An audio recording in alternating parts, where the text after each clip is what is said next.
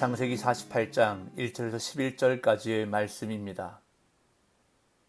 이 일 후에 어떤 사람이 요셉에게 말하기를 네 아버지가 병들었다 하므로 그가 곧 두 아들 므낫세와 에브라임과 함께 이르니 어떤 사람이 야곱에게 말하되 네 아들 요셉이 네게 왔다 하매 이스라엘이 힘을 내어 침상에 앉아 요셉에게 이르되 이전에 가나안 땅 루스에서 전능하신 하나님이 내게 나타나사 복을 주시며 내게 이르시되 내가 너로 생육하고 번성하게 하여 내게서 많은 백성이 나게 하고 내가 이 땅을 네 후손에게 주어 영원한 소유가 되게 하리라 하셨느니라.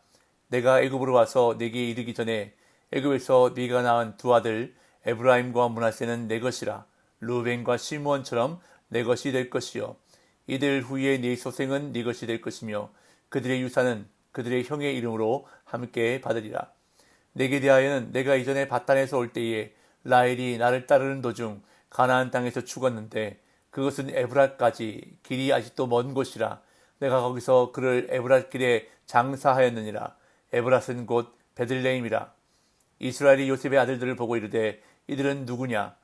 요셉이 그의 아버지에게 아뢰되 이는 하나님이 여기서 주신 아들들이니이다. 아버지가 이르되 그들을 데리고 내 앞으로 나아오라. 내가 그들에게 축복하리라. 이스라엘의 눈이 나이로 말미암아 어두워서 보지 못하더라.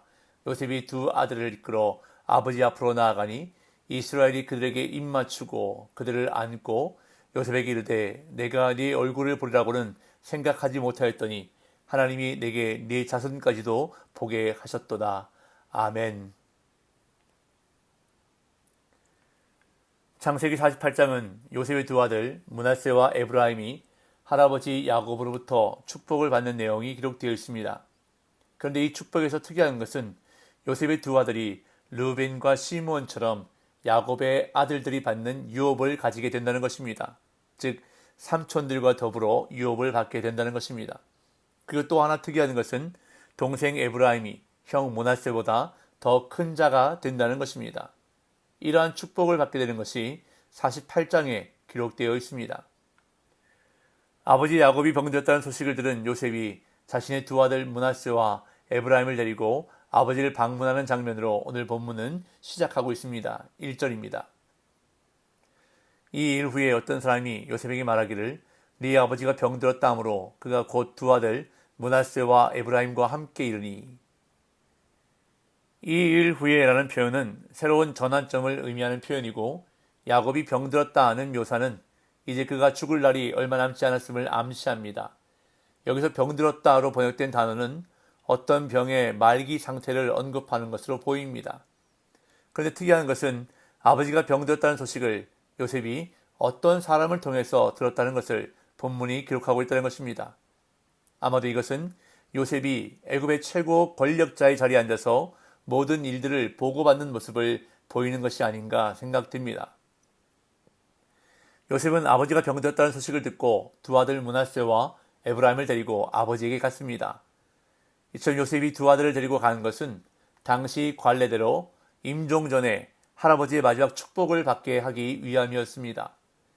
이에 요셉이 왔다는 소식을 들은 야곱은 육신이 쇠약한 상태였음에도 불구하고 힘겹게 몸을 일으켜 침상에 앉았습니다. 2절. 어떤 사람이 야곱에게 말하되 네 아들 요셉이 네게 왔다 하매 이스라엘이 힘을 내어 침상에 앉아. 요셉과 그의 아들들이 왔다는 말을 들은 야곱은 힘을 내어 침상에서 일어나 아들과 손자들을 맞이합니다. 여기서 힘을 내어의 문자적인 의미는 자신을 강하게 하다입니다. 야곱은 자리에 앉기 위해 온 힘을 내야 할 정도로 병이 위중한 상태였습니다. 기력이 거의 소진된 상태에서 사랑하는 아들 요셉과 그 아들들에게 무언가를 하기 위해 마지막 힘을 내고 있는 것을 볼 수 있습니다. 이렇게 힘겹게 일어나 앉은 야곱은 요셉에게 하나님이 과거 가나안 땅 루스에서 나타나셔서 자신에게 복을 약속하신 일을 말했습니다. 3절 4절. 요셉에게 이르되 이전에 가나안 땅 루스에서 전능하신 하나님이 내게 나타나사 복을 주시며 내게 이르시되 내가 너로 생육하고 번성하게 하여 내게서 많은 백성이 나게 하고 내가 이 땅을 네 후손에게 주어 영원한 소유가 되게 하리라 하셨느니라. 겨우 침상에 앉을 만큼의 힘밖에 없었던 야곱이 갑자기 과거 이야기를 합니다. 지금 야곱이 살고 있는 곳은 애굽의 고센 땅입니다. 그런데 갑자기 가나안 땅 루스에서 있었던 일을 말합니다. 루스는 베델의 옛 이름입니다. 이 베델이라는 곳이 야곱에게는 어떤 곳입니까? 하나님께서 야곱에게 약속을 주셨던 것입니다. 야곱의 생애에서 힘들고 어려웠을 때 하나님은 야곱에게 2번씩이나 언약의 말씀을 주셨는데 그곳이 바로 베델이었다는 것입니다. 먼저 야곱이 형 에서를 피해 외삼촌 라반의 집으로 도망갈 때 하나님은 베델에서 꿈에 야곱에게 약속의 말씀을 주셨습니다. 야곱이 가장 힘들고 어려울 때 아버지의 집을 떠나 홀로 도망가는 신세의 때에 하나님은 베델에서 그에게 네가 누워있는 이 땅을 너와 네 자손에게 주리라. 네 자손이 땅의 티끌같이 많아질 것이다 라는 약속을 주셨던 것입니다. 그리고 나서 야곱이 나중에 밧단 아람에서 가나안 땅으로 다시 돌아왔을 때 하나님은 베델에서 다시 약속을 주셨습니다. 역시 땅과 후손을 약속해 주셨는데 그 땅은 바로 아브라함과 이삭에게 약속해 주셨던 땅, 바로 가나안 땅입니다. 그러니까 하나님께서 베델에서 야곱에게 주신 2번의 약속은 모두 땅과 후손에 대한 약속이었습니다.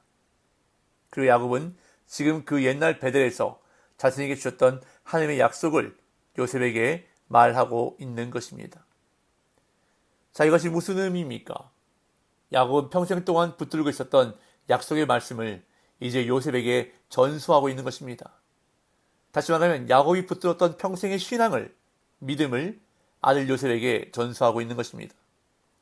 비록 지금은 가나안 땅이 아니라 애굽 땅에 살고 있지만 언젠가 이루어질 하나님의 약속을 바라보며 살도록, 또한 그 약속이 후손에게 계속 이어질 수 있도록 야곱은 겨우 힘을 내어 심상에 앉아 요셉에게 이것을 전하고 있는 것입니다. 그렇다면 왜 야곱은 맏아들도 아닌 요셉에게 이것을 전수했을까요? 야곱의 맏아들은 분명 루벤이고 요셉은 11번째 아들인데 왜 요셉에게 이것을 전수하고 있을까요? 야곱의 맏아들이었던 루벤은 아버지의 첩이었던 빌하와 동침함으로 인해 장자권을 박탈당했습니다. 그리고 그 장자권은 11번째 아들이었던 요셉에게로 가게 됩니다.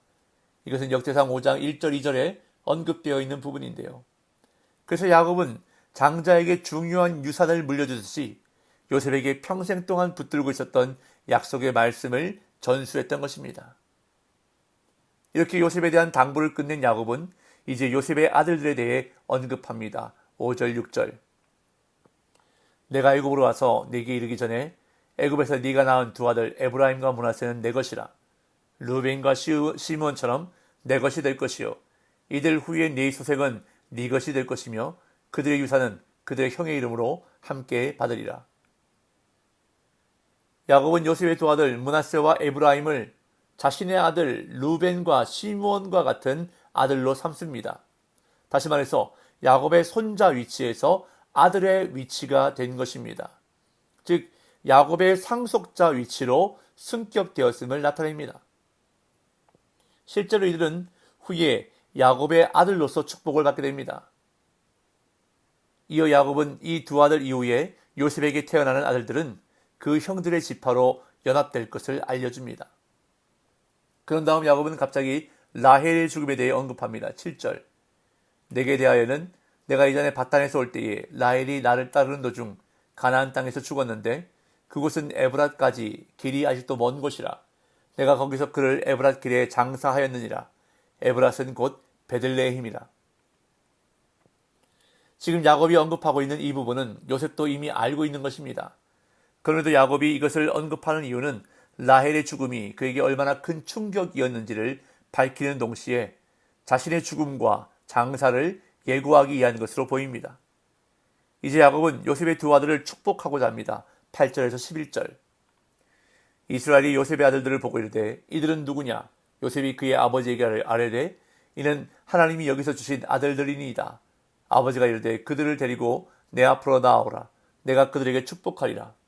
이스라엘 눈이 나이로 말미암아 어두워서 보지 못하더라. 요셉이 2아들을 이끌어 아버지 앞으로 나아가니 이스라엘이 그들에게 입맞추고 그들을 안고 요셉에게 이르되 내가 네 얼굴을 보리라고는 생각하지 못하였더니 하나님이 내게 네 자손까지도 보게 하셨도다. 야곱은 이미 앞에서 요셉의 2아들을 아들로 삼겠다고 말했습니다. 그런데 이들이 누구냐라고 왜 묻고 있을까요? 10절에서 이스라엘의 눈이 나이로 말미암아 어두워서 보지 못하더라 라고 그 이유를 말해주고 있습니다. 육안으로 사람을 식별하는 것이 불가능했기 때문에 야곱은 그들을 제대로 축복하기 위해서 신원 확인이 필요했을 것입니다. 이 요셉이 하나님이 여기서 주신 아들들이니다 라고 대답하자 야곱은 그들을 축복할 것이니 자기 앞으로 데려오라고 말합니다.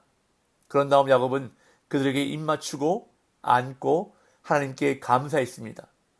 요셉의 얼굴을 다시 볼 수 있을 것이라고 생각도 못했는데 하나님이 요셉뿐 아니라 그의 아들들까지 보게 해주셨다고 감사의 고백을 드렸습니다.